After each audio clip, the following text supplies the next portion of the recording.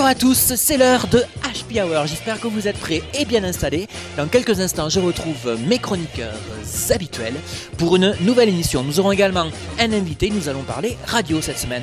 Alors j'espère que vous êtes prêts, parce que nous, on est prêts. Générique, c'est parti.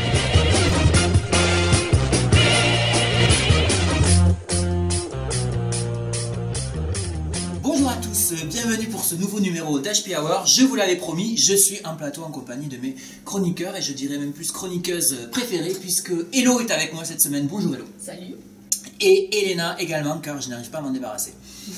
Bonjour. Alors, de quoi tu vas nous parler? Ah non, si, il faut dire un truc quand même sur Elena, c'est qu'elle a pris sur elle.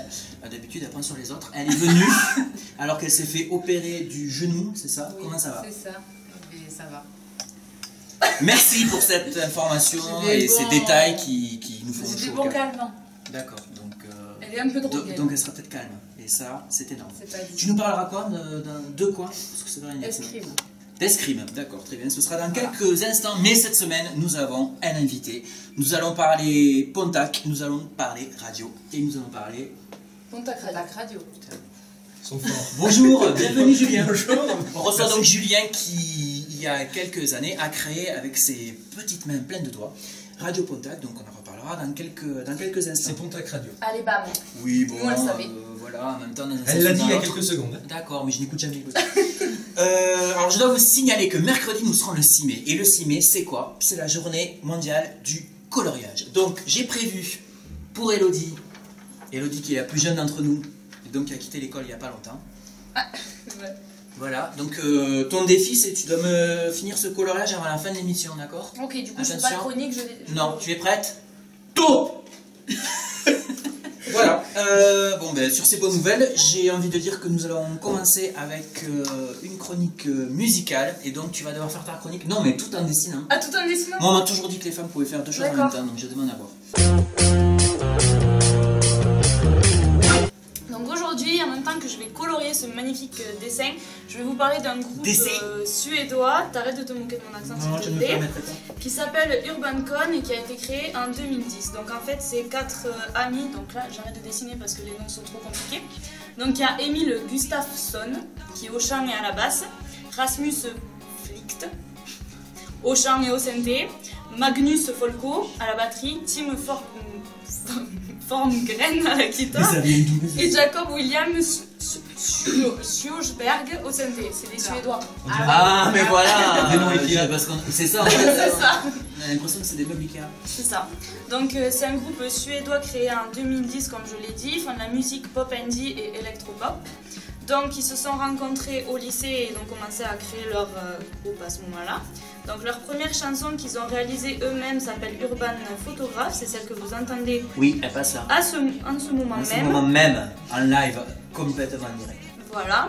Donc en 2012, ils ont sorti leur premier EP. Qui sait la différence entre EP et album? Alors EP, il n'y a que 6 titres, hein? EP, Ou ouais. moins de titres. Il y a C'est moins six. de titres qu'un trois album. titres. On me dit que c'est 3 titres en fait. Voilà, C'est 3 ça, donc il titres. y a moins de titres que sur un album et plus que sur un single. Donc il s'appelait Aoriof, qu'on peut trouver sur YouTube, iTunes et tout. Les sur toutes les Internet, plateformes. ouais, voilà. Et ça veut dire quoi un remove là? J'ai un accent en anglais pourri. C'est Aor Youth, notre jeunesse. Il y a- Youth. Claire. Claire, où es-tu? C'est bon, à chaque fois que j'ai besoin d'elle, elle n'est pas là. Donc en 2013, ils ont sorti l'album du même nom, que je ne redirai pas du coup, hein, parce que c'est trop compliqué. Et donc cette année là, ils vont sortir leur nouvel album qui s'appelle Polaroid Memories. Donc on a, Souvenir de Polaroid. voilà, que moi les gens de mon âge ne connaissent pas, hein, bien sûr. Non mais moi non plus, le Polaroid. C'est ça, ouais. Ça n'existait pas, hein? C'est Pas ça, déconner. ouais. Tais-toi, toi. Donc Polaroid Memories, on peut déjà trouver 2 titres sur iTunes à 1,29€ chacun. Donc qui s'appellent Come Back to Me et Robot Love. Et on peut les trouver sur YouTube aussi. C'est gratuit comme ça. J'ai voulu vous présenter ce groupe parce que ça met de bonne humeur le matin. Donc, Le matin? J'ai envie de vous mettre de bonne humeur le matin. Donc écoutez Urban Con. Voilà. Merci beaucoup Elodie, j'ai beaucoup aimé cette chronique. Et j'aime bien la chanson de base aussi. Toi aussi? Tant mieux. Oui, beaucoup. Qu'est-ce que tu en penses de la chanson de base? Peut-être sur Pontac Radio. Mais oui, mais voilà, il faudrait que vous la fassiez pour faire connaître ce groupe Ikea qui n'est pas assez connu. Non, mais quoi. Bon, voilà. Alors, elle n'est diffusée que dans des Ikea pour l'instant. C'est ça, c'est le moment de passer à l'invité. J'ai envie de vous dire, jingle, invité. Alors on reçoit donc Julien aujourd'hui, Julien qui est à l'origine de la création de, alors je sais plus, Pontac Radio ou Radio Pontac. Pontac Radio. Mais alors d'ailleurs, pourquoi Pontac Radio et pas Radio Pontac? C'est une très bonne question. Ça sonne mieux. Ça sonne beaucoup mieux, voilà, tout simplement. Et pourquoi Pontac? Et pourquoi Pontac? Parce que c'est un Pontac, merci, c'est une très bonne réponse également. Mais pourquoi ça Pontac? Parce que quand j'ai créé cette radio, je n'avais que 17 ans, 2011, oui, donc 17 ans, et j'habitais à Pontac. Et c'est la mairie de Pontac qui m'a beaucoup aidé, puisque c'est une association.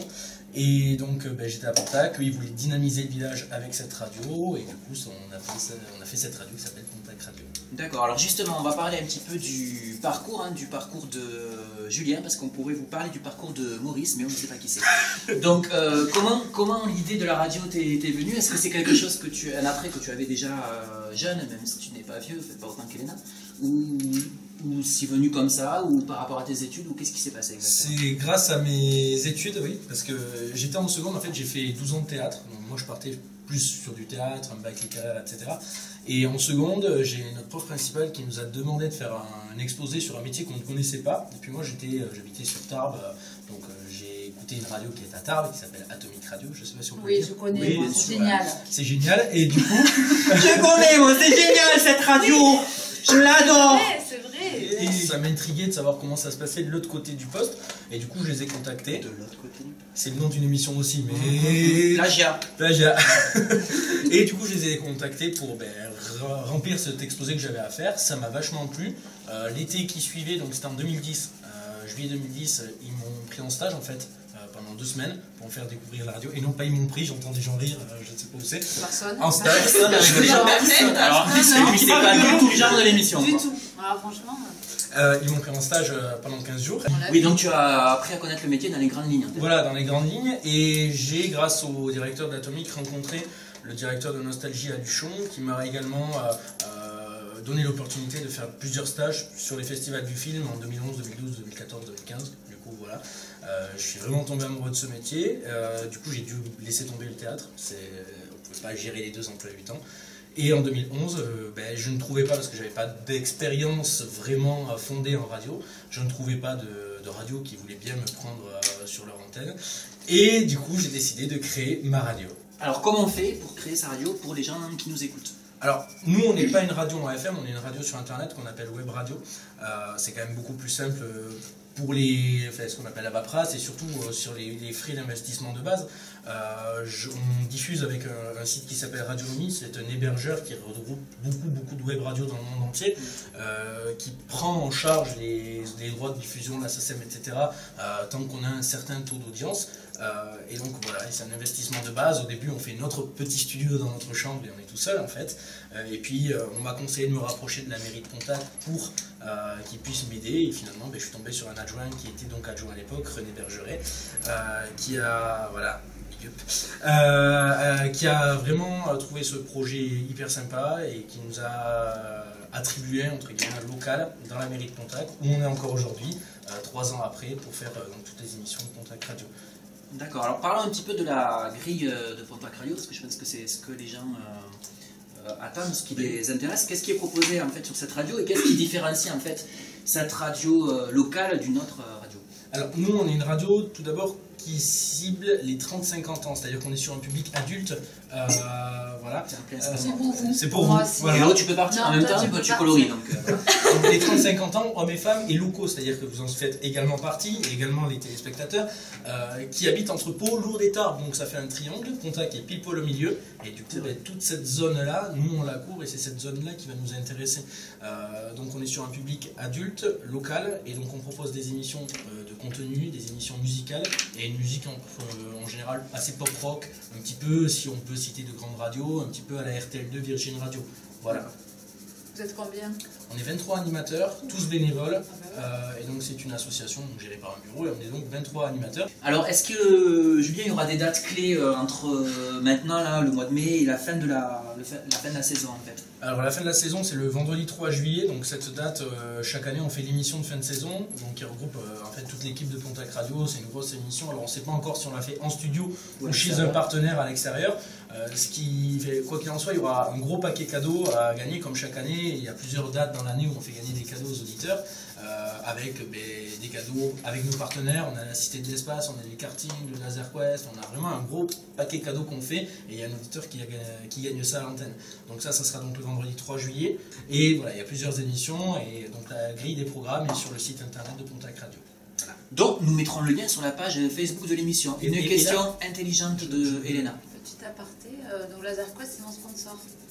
Génial. Donc, merci Jenny de m'accompagner. Voilà. On t'embrasse Jenny, Voilà. regarde cette vidéo. Super intéressant, en effet. Oui, Moi, ma mamie habite à Boulogne.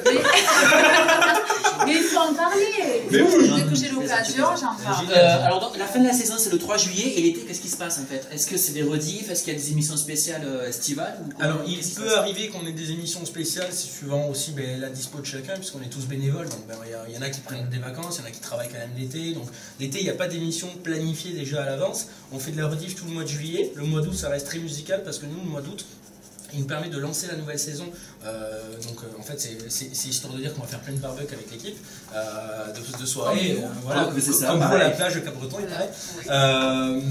Voilà, nous, le mois d'août, on s'en sert énormément pour préparer la nouvelle saison, mais il n'y a pas pour l'instant de soirées, d'émissions préparées. Ce que je sais, c'est qu'on est aussi en train de mettre en place des karaokés qui vont être faits tous les mois ou tous les 2 mois, organisés donc par Pontac Radio. Ce sera à la salle de la mairie de Pontac, en partenariat avec un ami qui a, je ne peux pas encore le citer parce qu'on n'a pas tout officialisé, mais un ami qui a une disco mobile et qui viendrait une fois par mois ou tous les 2 mois faire une soirée karaoké à Pontac. D'accord, très bien. Alors donc tu m'as tendu une perche pour nous dire que j'en profite pour se faire de l'autopromotion, qu'on vous retrouvera, nous on ne part pas en vacances, enfin si on part, mais on part avec l'émission sous le bras, et on vous retrouvera tout l'été sur les plages du sud-ouest de la France pour faire les émissions de l'été. On va passer à la chronique de Elena. Merci beaucoup d'être venu, mais on ne te lâche pas, tu vas assister à la chronique de Elena pour faire un peu de sport, je sens que tu en as besoin. Oui, je pense. Aujourd'hui, on va parler quoi? On va parler escrime. On va parler d'escrime. Alors, ça sera juste après le jingle. Ah, bravo. Oh là là là.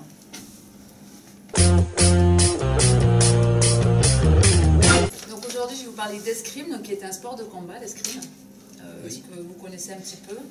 No. Il y a des épées. C'est ça, exactement.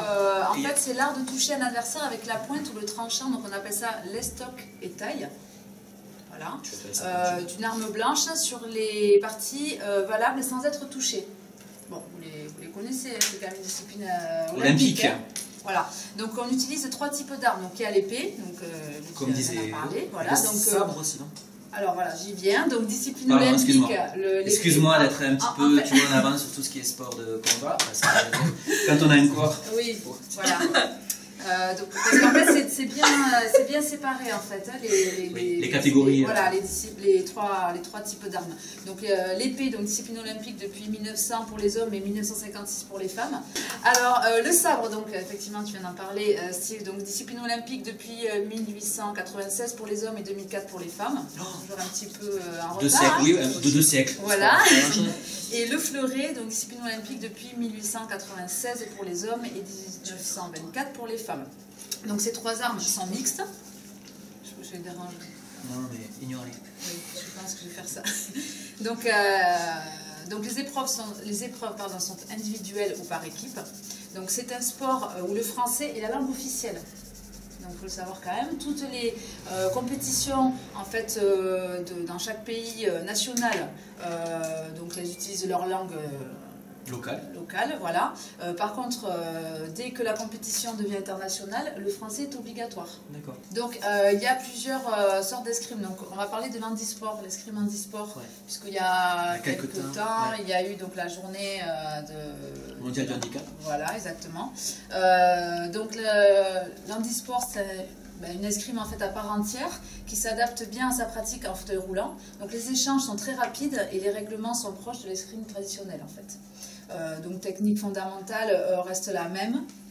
mais il y a des règles quand même qui sont adaptées. différentes, ouais. Voilà. Il existe aussi des compétitions de handisport au niveau national et également international. Voilà.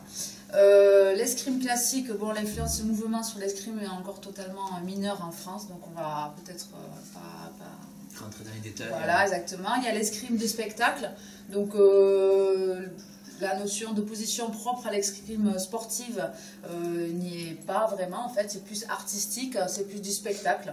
Voilà, donc activité proche de la cascade et de l'art, en fait. Voilà. Donc on peut pratiquer l'escrime à Tarbes.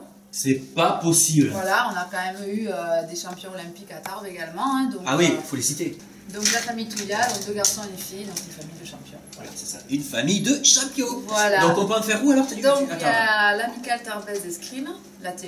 Voilà, donc c'est à la maison de l'escrime, à la zone Bastillac. Ah d'accord. Voilà. Très bien. On vous notera. Oui, comme d'habitude sur la page Voilà. Facebook, on met les coordonnées et les numéros de téléphone et les adresses. Voilà, et comme d'habitude, je mettrai également une vidéo. démonstration. Donc Voilà. d'une compétition. D'une compétition, voilà, je pense que je vais trouver une compétition internationale. Si je peux trouver justement de la famille Touya, ça serait nickel. sympa pour que tout le monde puisse. On vous met ça sur la page Facebook. On va faire un petit tour en parlant de compétition du dessin d'Hello. Hello, en es-tu? Où en es-tu? Fini. C'est énorme. Magnifique dessin. Fais voir à la caméra. Youpi! Mais quel beau coloriage! C'est bien, tu passes un 6e. On va rester dans le dessin. On va regarder le dessin de la semaine de notre dessinateur. Fab. Eh bien non, c'est l'autre. C'est Luc Truc. Donc nos 2 dessinateurs qui se relaient, vous le savez, chaque semaine pour la rubrique Un jour un dessin, on regarde. Voilà, et donc merci à Luc Truc qui nous regarde depuis sa région parisienne et dont on retrouvera les dessins dans les semaines suivantes. C'est l'heure de nous quitter, j'ai envie de vous dire déjà. Oui, c'est ça, tu fais bien. On se retrouvera la semaine prochaine avec qui? Saturnin et Elena. C'est ça, Saturnin et Elena, tu seras là puisque nous recevrons en invité les sœurs jumelles Karine qui viendront nous parler de l'association Carnaval. Enfin, vous découvrirez ça avec nous la semaine prochaine. D'ici là, on vous souhaite une très très bonne semaine. On remercie Julien de Pontac Radio d'être venu nous rendre visite. Merci de votre accueil. N'oubliez pas, je t'en prie, n'oubliez pas d'aller les découvrir sur leur page Facebook et leur site internet. Merci à tous, bonne semaine, à bientôt.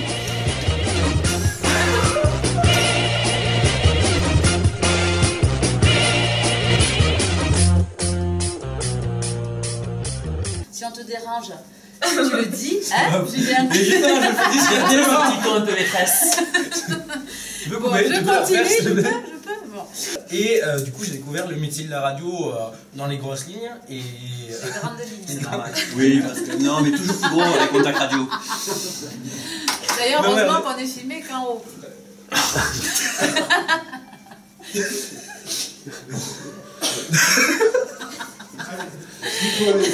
Oh, ça c'était énorme, si je puis dire. Oui. Ah, je sais pas, ça on ne sait pas. Allez, on y va. Alors, oh putain, le bêtisier, là, ça m'a... Bon, on en est Alors, fini.